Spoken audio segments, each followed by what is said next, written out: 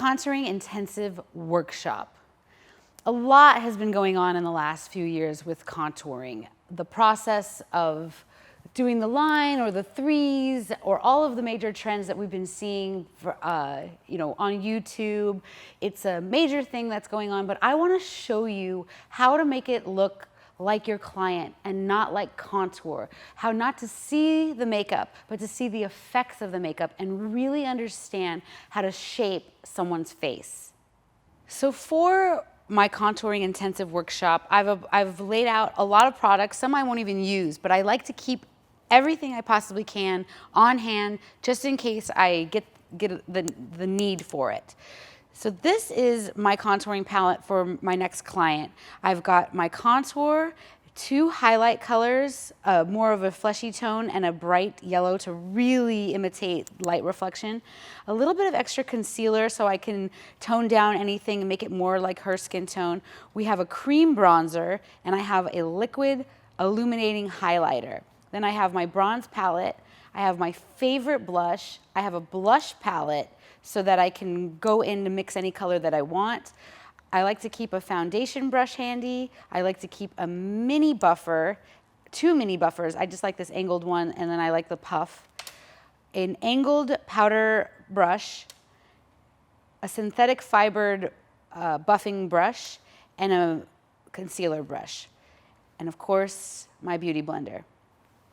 So with any makeup application, you're going to start with your liquid or your cream or your powder foundation. If you're using powder foundation, you're going to want to stick within the powdering family with the contour and your highlights. But I've already applied a liquid foundation on my client Alyssa, so I can move forward with creams or liquids, and it's going to blend beautifully.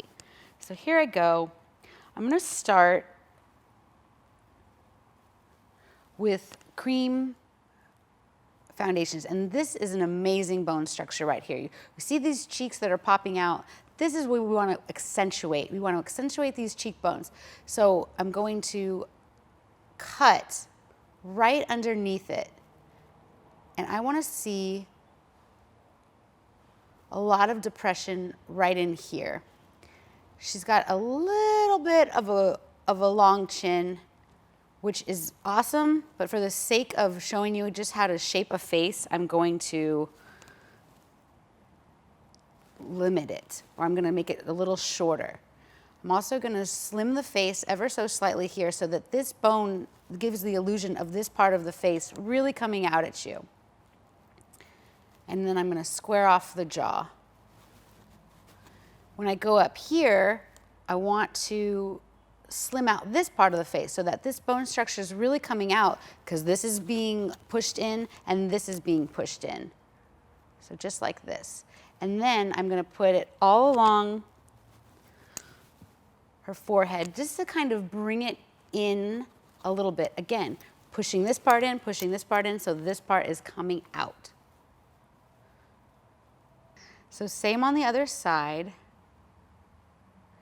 See how I'm adding more right in here? It's not just a line, because still I want to push the skin even further in. Naturally, where the mandible or the maxilla, I'm actually making up these words, lie, this is where the depression is the most prominent.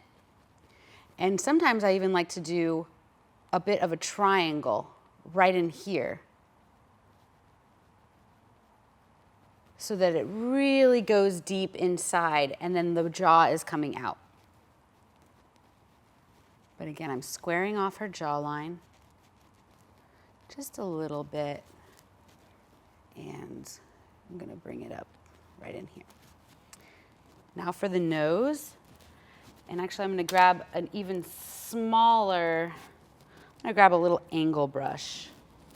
So I think that Alyssa's nose is absolutely flawless. There's really not too much that I want to do, but for the sake of this tutorial, and so we bring it all in, I'm gonna move her nose a little bit to the left. And then I'm gonna move this line a little inward. And kind of just flatten the little bulb. We don't really need, her nose is not needing to be compressed in any way. So I'm going to give it a little thing there. And now I can go in with my highlights. I'm going to grab a different concealer brush.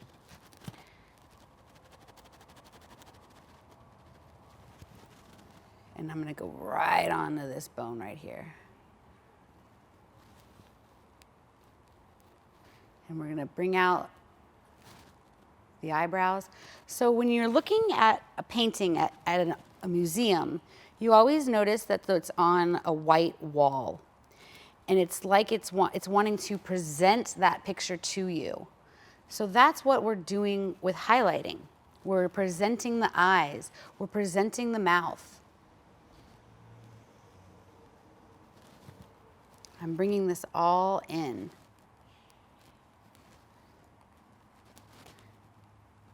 And it doesn't matter what this is looking like, as long as you're getting the general shape of that face, the parts that you really want to come out. So everyone is going to be slightly different.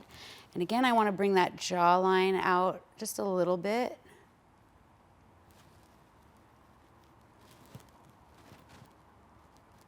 And have something to blend. When I go into the neck, because all of this is going to change its tone with all of these different colors, you want the neck to be the same. So if I'm going to do that, I want to go into the grooves of the neck. If I was going all the way down, you could do so many different methods for highlighting. And then I'm going to put, and for highlighting and contouring, and I'm going to put some highlight so that it has something to blend with. And then I'm going to go in with my little, let's do this one first. And I'm going to start just bringing that color. I'm going to blend it in. I don't want to get too much in here because this is what I'm trying to have come out.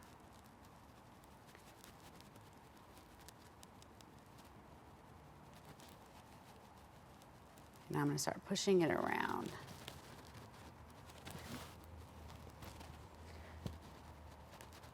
I'm not going to do that big movement yet and start blending it in with my highlight. I want to kind of disperse the color, break it up a little bit before I do that.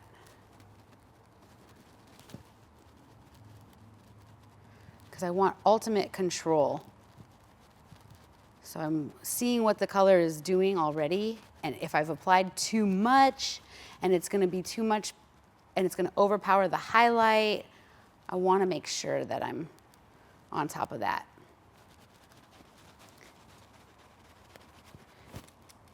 And I'll grab my bigger one.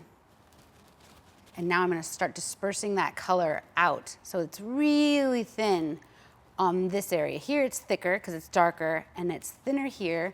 I'm going to start blending it in with my highlight. And I think of contour as the same as I think about eyeshadow.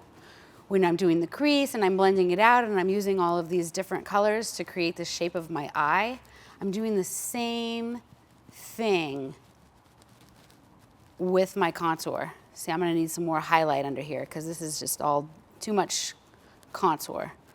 And it's not mixing the way that I would like it completely. So I would probably add some more. Bringing it all the way under that jaw. Really slimming down that, any type of skin or anything like that. Alyssa's jawline is absolutely flawless.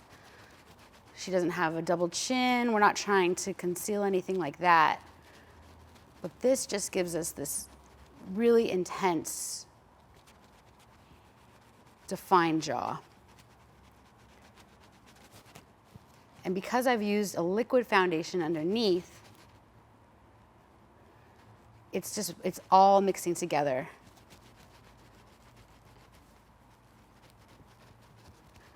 But when I'm doing contour, I use a color that mimics shadow. Notice how ash tone it is in comparison to her skin. You can use a bronzer to contour if it's more ashy in tone. But if you start using a bronzer as a contour and it's really orange in comparison to the rest of your skin, you're not contouring. You have just almost misshapen your face if you're using the wrong color bronzer. Because this is dark, you want it to go in. A color starts to round an area, and I'm gonna continue on and showing you how this is just one part of the contour. This is like the darkest part of your crease color on an eyeshadow. So, I'm gonna start blending in the nose, just kind of getting this together, bringing it out. And if I feel like I've accidentally blended too far into the highlight part of the nose, I just go back, get myself some more highlight. Tell that contour to back off. I'm just gonna press right there, really bringing out that bridge of that nose. So we have the contour represented. And now I'm gonna set it. I'm gonna go into my, just turn. Sometimes when I'm contouring and I'm on one side of the face, even when I'm with a bride or wherever, you know, you always make sure to investigate every area. And I'm gonna blend this into the hairline so that I don't see that line comparison from her ears to the beginning of her jaw. And now I grab my contour palette, and I can go pretty deep, but I'm not gonna put too much on this brush because I know, and I'm gonna tap it out on the table like this so the color seeps in. And now I'm gonna set it. I'm gonna cut, I'm gonna slice this cheekbone and this jawline in. And it's great when I go down here and get a lot of that color off. So by the time I start coming up, I've gotten rid of plenty of that color where I want it to be. And now I'm blending it like this so that the intensity is still here, but now we're bringing it up because we're getting lighter. So it's darker, lighter, lighter, lighter, and then the pinnacle of the lightness, so that cheekbone, the bone itself is really coming out at you. But I don't want to see this line. This is not what I want to see. So I'm just going to keep tapping it, getting that color to disperse. You can even see how this color is starting to wrap around this cheekbone. It's starting to look amazing. Well, amazing-er. And just blending it. And that's the key. There's the application and then there's the blending. And you can blend until your heart's content.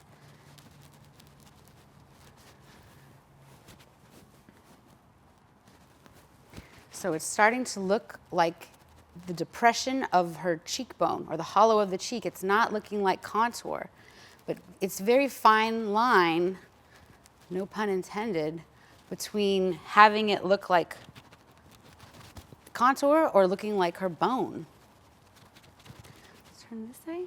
So same on the other side, just cutting in to that hollow of that cheek. And I'm constantly tapping out my brush because I want to control how much color I'm putting on. And now I can start blending it up. But again, keeping that intensity. It's like I'm sculpting clay. There's too much color in here and I don't want to take that color into this area. So I'm tapping out my brush, getting that color off of the brush as much as I can. Other ways you could do it is by going into other parts of the face to start. Or get down to the jaw. You can also see that this contour tone in the powder, as dark as it is, it has a little bit more of a red tone. And we're starting to see warmth come in. A lot of times you can find contour palettes and the bronzers and the contours is so red, it's just not gonna work. I need that ash tone. I need to see that color mimic shadow. And then I can build with the bronzers. So we're starting to see this depression just naturally come in. I'm gonna go in with my cream bronzer. And so here's where the contour is, and the bronzer is gonna go right above it. But it still has a darkness to it. So I'm pushing in that skin tone. And I'm not going up. I want to keep this area for the highlight, but I still want this color to be represented throughout the face. Turn. Right in here. So it's like it's bringing the contour further, and it's underneath the bronzer, and the warmth of the bronzer is starting to really plump up this bone. But I don't want this warmth here, I want it here. Literally, it's like minuscule space, a minuscule amount of space apart from each other. And then bringing it up. So with bronzer, sometimes you can look at people whose contour and their forehead is just completely white. They haven't really blended in all the colors. Yes, I want this lighter, but I don't want the forehead to be lighter than the rest of the face. I want it to all be the same color tones. Everywhere, including the nose. So I don't want this to be white, I just want it to be the lightest point of the face and getting into the bronze tones and then really receding that forehead back with the contour. And if I've added too much bronzer or I needed more contour, like for example, which I don't, but I just want to show you how it's like eyeshadow. Like, oh, I could make my crease more intense by adding the darker tone in there. Turn. And then blending it up with the bronzer, because there's still bronzer here. It's all going to keep blending together because they're creams. A little on the chin, and I'm going to set it with a powder bronzer or this bronzy blush.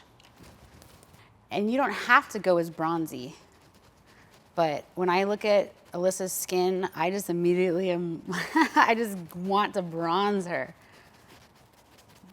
Such a golden tone. So more bronzer.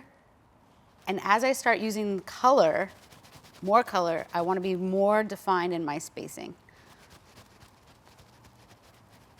I don't want to be like this. I want to see the brunt of the color here after the iris and above the nose, and then I want to blend it out, but I don't want to take away my highlight tone. So we could leave this just like this, and it would look absolutely perfect. Just building that bronzer. But we haven't even put on blush yet. I mean, the bronzer could be like a blush. But of course, I can't leave well enough alone.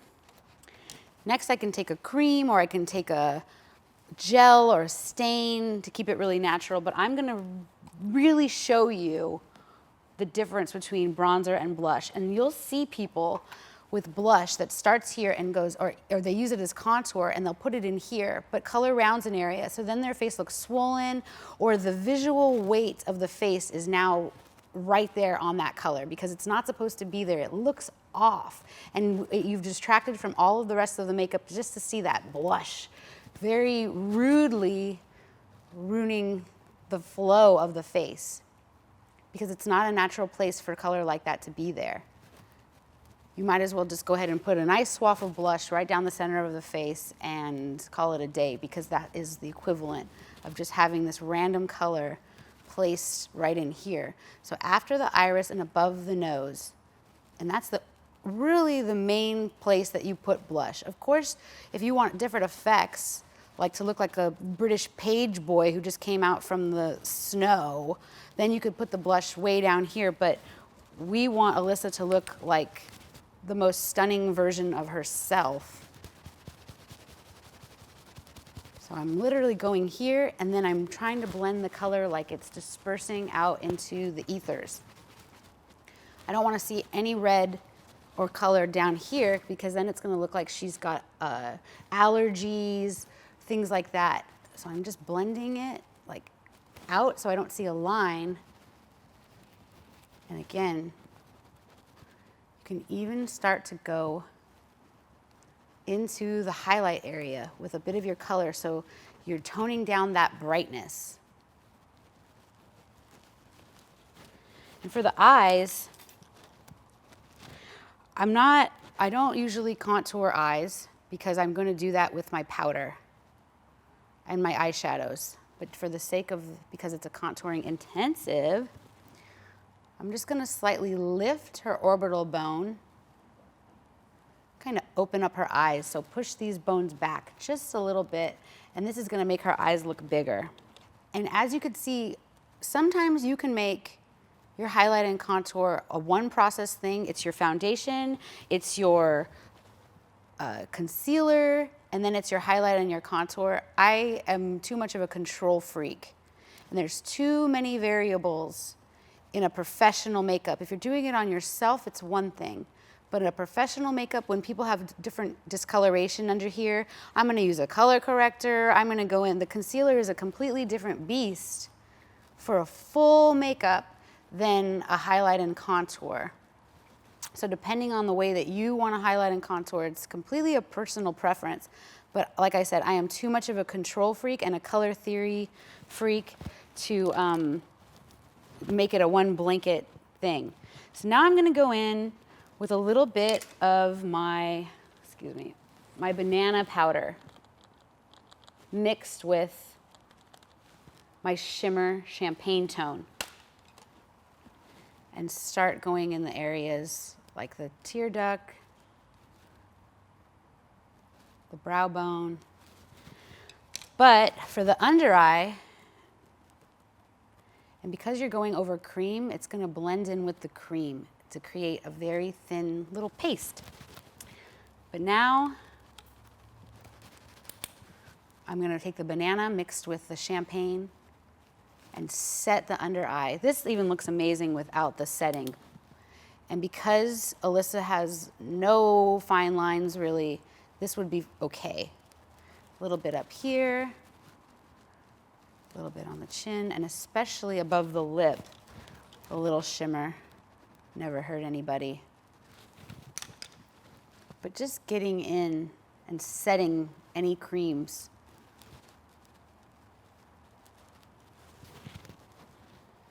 Even a little shimmer there. And then you could go in with a powder to set it. But I'm gonna go ahead and keep it nice and dewy and fresh. It's not a one-stop contouring shop. It's going to be you personally sculpting and customizing your client's face with lights and darks, and then building it up with color, and then ending with the blush.